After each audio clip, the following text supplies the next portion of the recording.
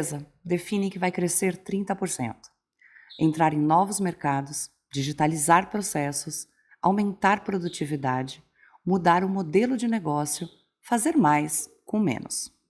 O planejamento está pronto. As metas e os indicadores foram definidos. Mas existe uma pergunta que muitas vezes só aparece depois de tudo isso. Nós temos as pessoas, as competências, as lideranças e a cultura necessários para fazer essa estratégia ser implementada? Talvez aí exista uma grande contradição em muitas organizações. Há décadas ouvimos que as pessoas são o maior ativo das empresas. Mas, se isso é verdade, por que o tema pessoas ainda não ocupa o seu espaço nos processos de planejamento estratégico de muitas delas? Por que a estratégia de negócios e a de pessoas continuam sendo tratadas por muitas empresas como temas dissociados? Qual é o custo dessa desconexão na implementação da própria estratégia? É sobre isso que vamos conversar hoje. Por que o tema pessoas ainda não é prioridade nos processos de planejamento estratégico? Eu sou a Aline Signal, coordenadora e consultora da Wisdom Gestão Organizacional, e esse é o Papo de DHO, o podcast que discute os desafios reais da gestão de pessoas e das organizações, com profundidade, visão prática e olhar estratégico. Para essa conversa, recebo 3 convidados que acompanham de perto processos de transformação, de estratégia e de gestão de pessoas. Luiz Carlos Bueno, diretor-geral e fundador da Wisdom, Leila Tâmela, diretora da Unidade Rio de Janeiro, e Hudson Carvalho, diretor da Unidade ABCD e Baixada Santista. Luiz, Leila, Hudson, sejam muito bem-vindos. Obrigado, Aline. Oi. Obrigado, Aline. Uma alegria estar aqui com vocês. Um abraço a todos que nos acompanham também. Eu que agradeço. Luiz, eu gostaria de começar pela contradição comentada há pouco. É muito comum ouvirmos CEOs e executivos dizerem que pessoas são o maior ativo da empresa. Mas se observarmos, em muitos processos de planejamento estratégico, as discussões giram em torno de mercado, crescimento, investimentos, tecnologia, resultados, custos e retorno. Enquanto pessoas, quando é abordado, é quase como um complemento das decisões tomadas. Por que ainda existe essa distância entre o discurso sobre a importância das pessoas e o espaço que elas efetivamente ocupam na formulação da estratégia? Beleza, Aline. Vamos lá. Durante muito tempo, as organizações aprenderam a pensar estratégia a partir de variáveis mercadológicas, econômicas e financeiras.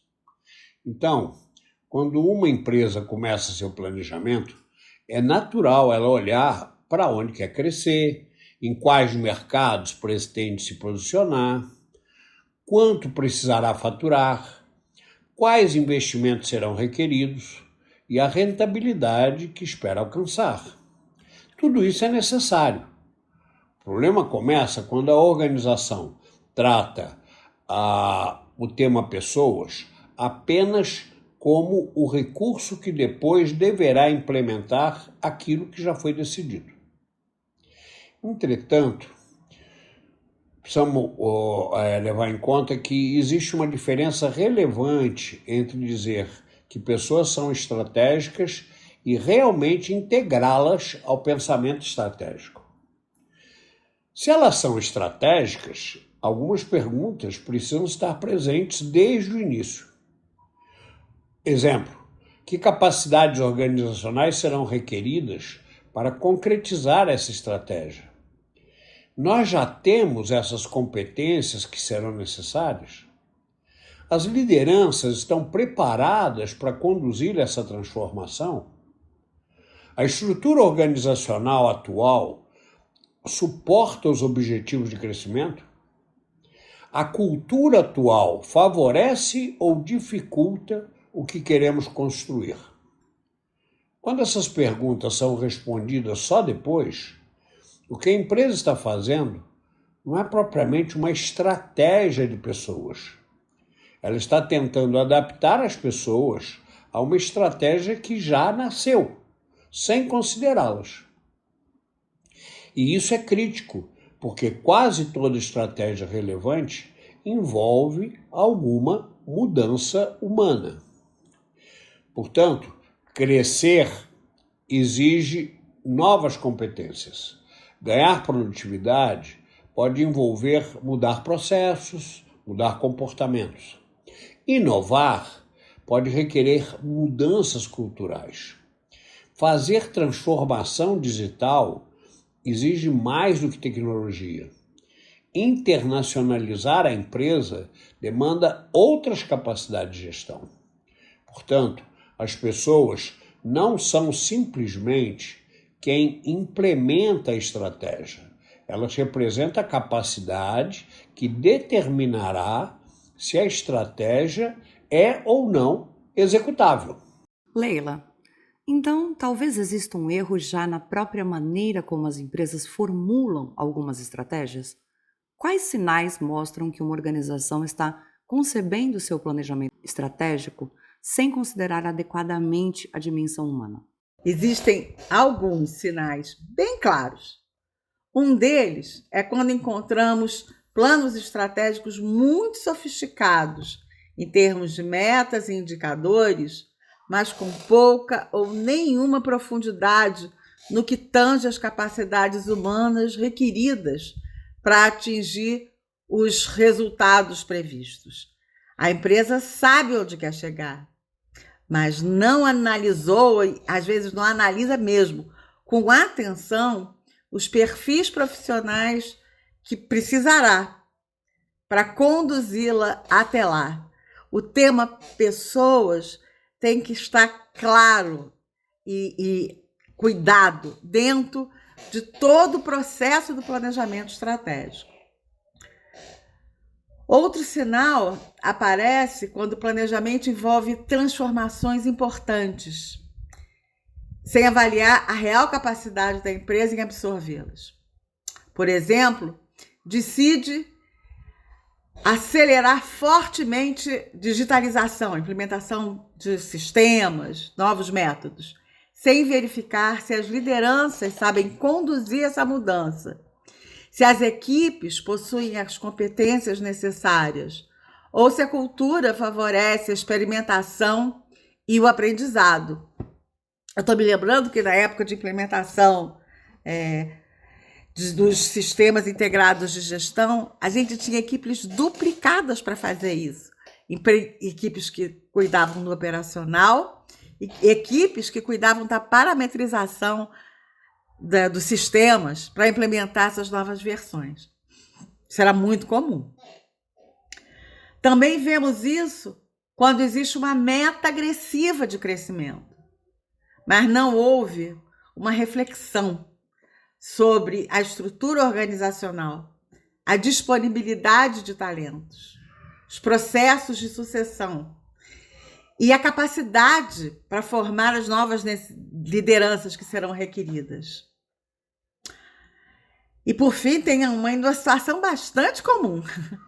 A área de DHO, ela recebe o planejamento estratégico depois dele estar quase concluído, com a seguinte orientação: agora precisamos preparar as pessoas para isso.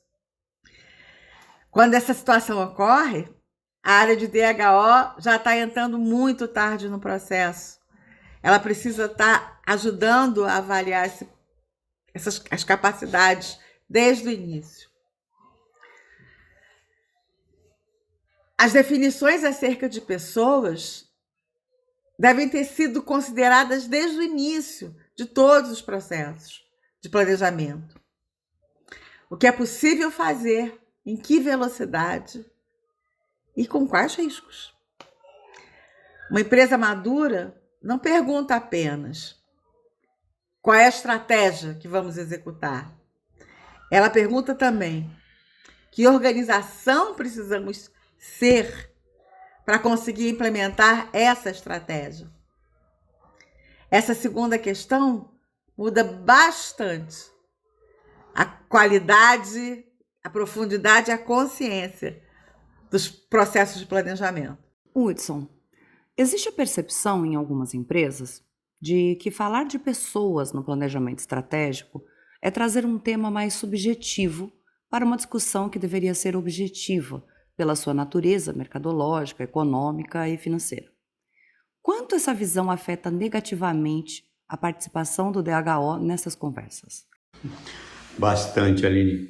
Eu estava ouvindo aqui os colegas falarem, né, e estava também me preparando um pouco desde que nós começamos a pensar nesse tema, e por acaso eu recebi um post, não vou nem dizer de onde foi, mas era um post que trazia uma pergunta que era muito interessante e pertinente à nossa conversa aqui, né, que ela dizia assim, olha, por que os CHRO, os diretores de RH, não sentam na cadeira do presidente?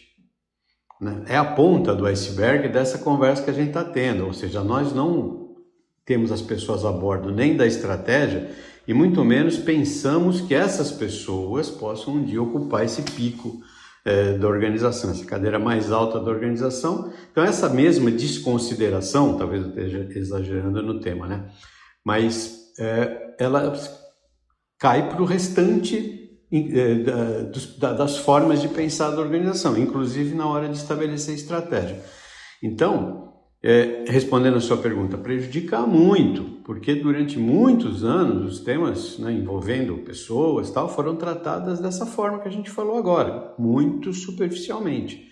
Então, falava-se em desenvolvimento, motivação, engajamento, sem necessariamente estabelecer uma uma conexão clara com os desafios concretos do negócio. Mas, enfim, eu reconheço que também isso vem mudando para melhor, né? Hoje, a gente discute pessoas com base em questões mais objetivas, de gestão, né? Como, qual é o risco sucessório nas posições críticas? Que competências serão demandadas nos próximos 3 anos? Quanto tempo precisaremos para formar, né, essas lideranças? Onde corremos o risco, né, de perder conhecimento, pela saída das pessoas? Qual será o impacto do turnover em áreas estratégicas? E por aí vai, né? Perguntas de toda a natureza, né? Sobre estrutura, né? Se ela vai suportar o crescimento, as condutas, a cultura atual está estimulando sim ou não, está impedindo, né, que a gente valorize mais ou menos as pessoas. Portanto, cabe às áreas de HO assumir a responsabilidade por mudar a qualidade dessa conversa, né?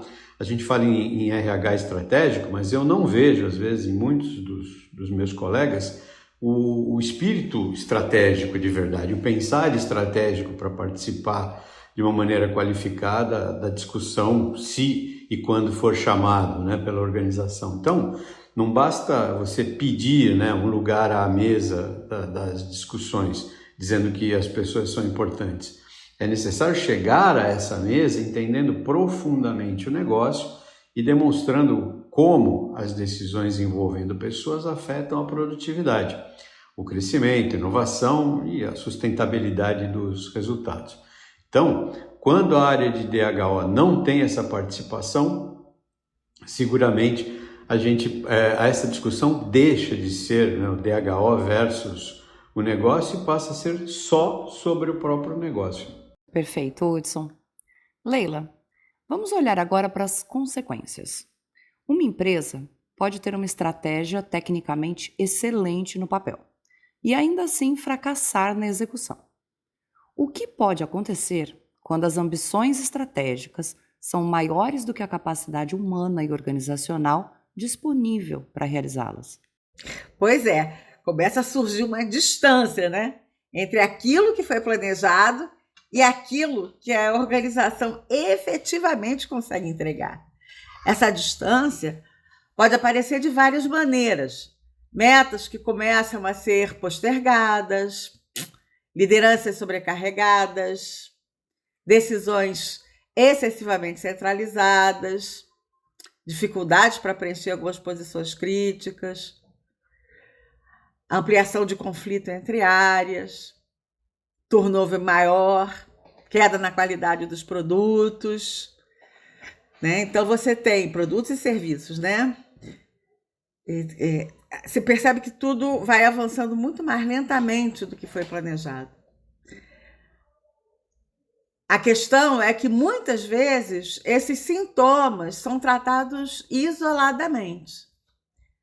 A empresa acredita que tem uma dificuldade para recrutar ou formar sua liderança ou ampliar a sua produtividade, quando na realidade pode existir um problema anterior. A estratégia foi desenhada sem uma avaliação adequada da capacidade organizacional para sustentá-la. E isso gera um bocado de frustração, né? Imagine uma empresa que pretende dobrar de tamanho em 3 anos. Do ponto de vista financeiro, o plano pode fazer o maior sentido. Sobre o ponto de vista do mercado também.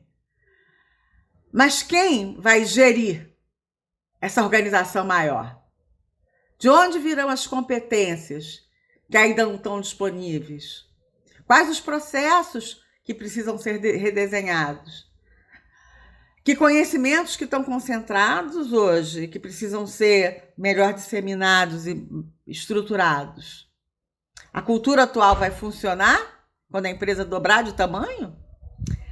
Essas perguntas, elas têm que ser respondidas de alguma forma. O crescimento pode fragilizar a organização quando ela ficar maior. E normalmente modifica mesmo. É um outro patamar. Mudar de escala é muito significativo. Por isso que o planejamento estratégico não pode focar apenas na ambição. Ele precisa ele precisa olhar para a capacidade de execução. Luiz, eu gostaria de abordar agora a questão da capacidade de execução, que Leila acaba de trazer. Como o tema pessoas deveria ser tratado de forma concreta em um processo realmente maduro de planejamento estratégico? O que precisa estar na mesa? Aline, eu diria que o primeiro passo é parar de pensar o planejamento de pessoas como algo posterior ao planejamento do negócio, ou seja, os pilares mercadológico, econômico, financeiro, etc. Eles precisam conversar desde o início, como já dissemos ao longo desse episódio. Quando a empresa define seus direcionadores estratégicos, ela deveria fazer uma leitura paralela das capacidades organizacionais requeridas para sustentá-los. Ou seja, por exemplo, no nosso caso, quando apoiamos empresas no desenvolvimento de seus planejamentos estratégicos, a gente foca o planejamento em 3 verticais: os aspectos organizacionais, os aspectos de competitividade, primeiro de competitividade, depois os aspectos organizacionais e o terceiro, os aspectos que vão envolver a gestão de pessoas. Se a estratégia prevê crescimento, precisamos discutir estrutura, liderança, talentos e sucessão. Se prevê inovação, precisamos discutir competências tais como autonomia, cultura e tolerância ao erro. Se prevê maior produtividade, precisamos analisar a arquitetura organizacional, processos de trabalho, como a Leila acabou de falar, tecnologia e competências funcionais e comportamentais. Se prevê transformação do modelo de negócio, precisamos identificar quais conhecimentos precisam ser desenvolvidos, adquiridos ou incorporados. A partir daí, a estratégia de pessoas deixará de ser uma coleção, no bom sentido, de programas de DHO e passará a responder pelas prioridades do negócio. Essa distinção é crítica. Treinamento não é estratégia de pessoas só porque as envolve. Avaliação do desempenho e pesquisa de engajamento também não. Esses instrumentos só se tornarão estratégicos se conectados às demandas organizacionais previstas nesse planejamento e que são concretas. Então, em vez de perguntar quais programas de DHO faremos no próximo ano, a organização deveria perguntar quais capacidades humanas e organizacionais precisaremos construir ou aprimorar para implementar a estratégia que definimos ou que estamos definindo. A resposta a essa pergunta é que deverá orientar as prioridades de DHO. Hudson, eu gostaria de aprofundar um ponto que Luiz acaba de trazer. Quando falamos em pessoas, existe a tendência de imediatamente pensar em headcount. Temos gente suficiente? Mas a capacidade organizacional parece ser algo muito mais amplo. Quais são as dimensões que precisarão ser avaliadas para sabermos se a organização realmente está preparada para implementar sua estratégia? Aline, bem mais amplo do que só a contagem, né? Só o headcount puro e simples. Então, dispor, né, da quantidade de pessoas, o headcount, é importante. Mas uma organização pode estar numericamente completa, headcount cheio, todas as vagas preenchidas, e ainda assim não possuir capacidade para implementar a sua estratégia. Então é necessário analisar se existem as competências técnicas e comportamentais requeridas, se existem lideranças preparadas, se a estrutura está desenhada de forma adequada, se a empresa dispõe de sucessores para as posições críticas, se os processos decisórios são compatíveis com a velocidade que a estratégia exigirá e se a cultura estimula, né, as condutas necessárias. Então, também é importante observar algo que às vezes recebe pouca atenção, né? Onde está concentrado o conhecimento crítico da organização? Se uma estratégia depende profundamente de 2 ou 3 pessoas que não possuem sucessores, né, pior ainda, ou cujo conhecimento não é explícito e, portanto, não está disseminado, existe um risco estratégico, ainda que isso não apareça imediatamente nos registros, né? Então, outro aspecto a ser considerado é a capacidade para efetivar as mudanças. Então, existem organizações com excelentes profissionais, mas que enfrentam muita dificuldade para abandonar práticas antigas, né? Nesse caso, a competência técnica existe, porém, a capacidade de mudança é limitada. Por isso, eu te diria, Aline, que avaliar a prontidão organizacional implica em olhar ao mesmo tempo para a estrutura, processos, liderança, pessoas, competências, cultura e gestão do conhecimento. Esse é um conjunto de fatores que corresponde pela ampliação ou transformação da capacidade organizacional. Hudson, continuando contigo. Existe um debate recorrente sobre as áreas de DHO conquistarem mais protagonismo estratégico. Inclusive tem tudo a ver com a história que você contou do feed que você leu, ou da postagem, enfim. Mas isso também pressupõe responsabilidades. O que o profissional de DHO precisa mudar na sua própria atuação para deixar de ser envolvido só depois que a estratégia está pronta e ser convocado para participar desde o momento do marco zero da sua concepção? Perfeito. Foi legal você ter lembrado aquela citação anterior, porque isso me incomodou demais, né? Tanto que trouxe aqui para discutir com vocês e para reflexão dos nossos ouvintes. Então, eu acredito, Aline, que a primeira mudança é compreender que ninguém se torna estratégico apenas porque ocupa um lugar na reunião de planejamento ou porque tem um cargo, né? O que faz uma área ser ou não ser estratégica é a qualidade da sua contribuição para o processo como um todo. Por isso, o profissional de DHO precisa conhecer profundamente o negócio, né?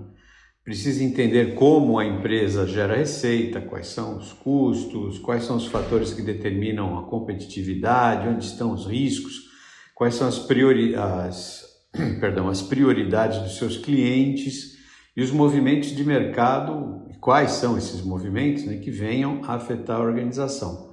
A partir desse conhecimento, aí sim, conseguirá fazer perguntas de qualidade, né, bem diferentes, ao invés de perguntar apenas quantas pessoas a gente precisa contratar, né?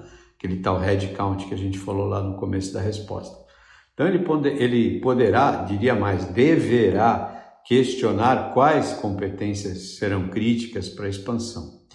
Em lugar de perguntar apenas qual treinamento oferecer às lideranças, né? Ele poderá discutir se o atual modelo de liderança é compatível com a estratégia futura, que é muito mais do que arrumar título de treinamento, né?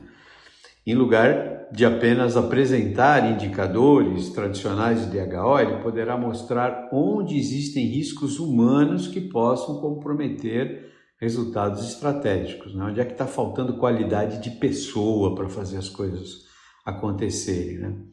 E essa mudança é um salto importante, porque o profissional de DHO deixará de ser apenas responsável por políticas e práticas de gestão de pessoas. Ele atuará como alguém que contribui para que a empresa compreenda as implicações organizacionais e humanas das suas escolhas estratégicas. É um nível acima, né? E nesse momento que a sua presença no planejamento deixará de ser desejável e passará a ser necessária. Leila, existe um risco de a empresa assumir que pessoas e organização são responsabilidades da área de DHO e, a partir disso, retirarem o tema da agenda real das lideranças. Qual deveria ser o papel do CEO e dos demais executivos para que pessoas e organização sejam, de fato, tratadas como prioridade estratégica? Esse é o ponto essencial, pois estratégia de pessoas não pode e não deve ser um assunto da área de DHO, né? Ela pode estruturar metodologias, produzir diagnósticos. Hoje até é obrigatório, né, você avaliar hoje saúde mental das organizações, né? Nós estamos falando disso atualmente. Apoiar decisões e provocar discussões importantes. Mas quem lidera pessoas no dia a dia são os gestores. Isso é um tema de toda a organização. É um tema da cultura dessa organização. E quem toma decisões sobre estrutura, investimento, prioridades, modelos de negócio, é esse conjunto de lideranças executivas. Portanto, se o CEO afirma que determinada competência será fundamental para o futuro da organização, essa discussão precisa surgir nas decisões de investimento. Se a empresa diz que quer inovar, a liderança precisa avaliar se as condutas que reconhece de fato estimulam a inovação. Se a gente pode ter ideias fora da caixa no nosso ambiente.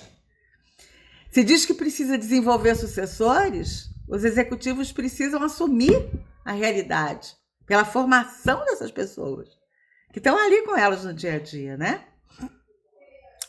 Então, caso contrário, cria-se uma situação bem conhecida. As pessoas aparecem como prioridade no discurso institucional, mas não o são na hora das decisões difíceis.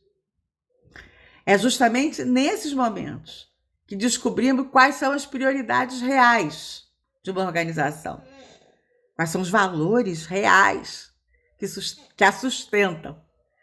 Tratar pessoas estrategicamente significa compreender que decisões sobre talentos, liderança, cultura, estrutura e sucessão são decisões de negócio, que sustentam o negócio. A área de DHO tem um papel fundamental nesse processo.